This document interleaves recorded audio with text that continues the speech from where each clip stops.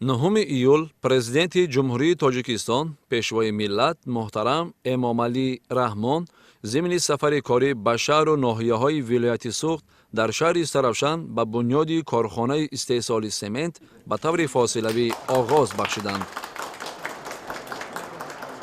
در اساس دستور و سپارش‌های رهبر دولت محترم امامعلی رحمان، جمعیت سهامی پوشیده کمبینات متالورژی تاجیک تصمیم گرفته است که در حدود شهر استرافشان ولایت سوخت کارخانه استحصال سمنت را تا سال 2029 ساخته و به استفاده دهد. در رفت به عمل برآوردن کارهای ساختمانی بیش از 1200 ساکن محلی به کار موسمی جلب کرده شده.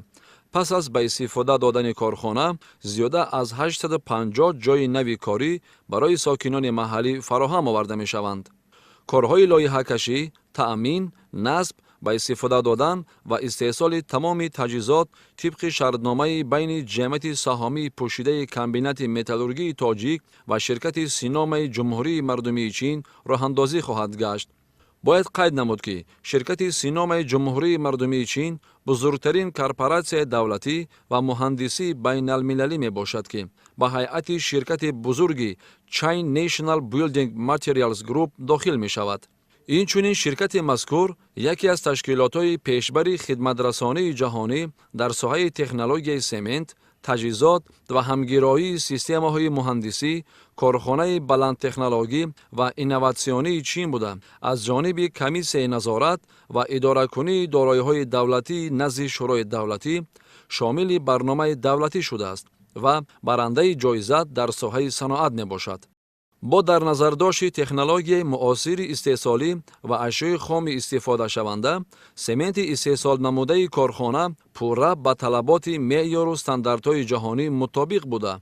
در روند استحصالات قاعده‌های اکولوژی و بی‌خطری محیط زیست تامین کرده می شوند. اقتدار استحصالی کارخانه سمنتبراری در یک سال 1.2 میلیون تن سمنت را تشکیل داده. جریان استحصالات از میده‌کنی تا به بندوبست نتیجه نهایی استحصال محصولات عبارت خواهد گشت. هدف از بنیاد این کارخانه زیاد نمودن استحصال سمنت، تأمین فراوانی و ارزانی این محصولات در ولایت و تأسیس جایهای نوی کاری برای مردم می باشد. بنیاد این کارخانه در شرایط امروزه اهمیت بلند دارد، زیرا در ولایت سوخت چون در همه منطقه های کشور با وسعت زیاد یافتن این کارهای سازندگی و آبادانی و رشد اقتصادی طلبات به سمنت خیلی افزوده است. در دایره تطبیق هدفهای استراتژی دولت در سمت رشد با سرعت صنعت و اجرای دستور و هدایت‌های پرزیدنت جمهوری تاجیکستان پیشوای ملت محترم امامعلی رحمان در ولایت سوخت باز یک طرح مهم استحصالی عملی می‌گردد. جمعیت سهامی پوشیده کمبینات متالورژی تاجیک تصمیم گرفته است که تا سال 2029 در حدود ناحیه باباجان غفوروف در نزدیکی کان آهک سفید سنگ همچنین کارخانه معاصر استحصال آهک را بنیاد و مورد استفاده قرار دهد. طبق لایحه انشاءات نو در میدان 10 هکتار ساخته شده. مبلغ گذاری و راه اندازی آن از جانب خود جمعیت سهامی پوشیده کمبینات متالورژی تاجیک انجام داده می شود. در دایره همکاری های بین المللی، کارهای لایحه‌کشی، تأمین تجهیزات، نصب و وصل و به استفاده دادن خطای استحصالی طبق شرطنامه با شرکت بانفوذ سینام جمهوری مردمی چین عملی خواهند شد. اقتدار سالانه کارخانه نوی استحصال آهک 200,000 تن را تشکیل می دهد. با استفاده از تکنولوژی های معاصر و اشیای خام بلندصفت، محصولات استحصال شونده به طلبات استانداردهای بین المللی مطابق بوده، امکان استفاده وسیع در ساحه های گوناگون صنعت را فراهم می سازد. همزمان تمام تجهیزات استحصالی مطابق معیارهای جهانی، حفظ محیط زیست و طلبات بی‌خطری استحصالات انتخاب گردیده. در جریان فعالیت کارخانه مسئله های کاهش تأثیر اکولوژی و استفاده ثمرناک ذخیره ها در مرکز توجه قرار خواهند گرفت.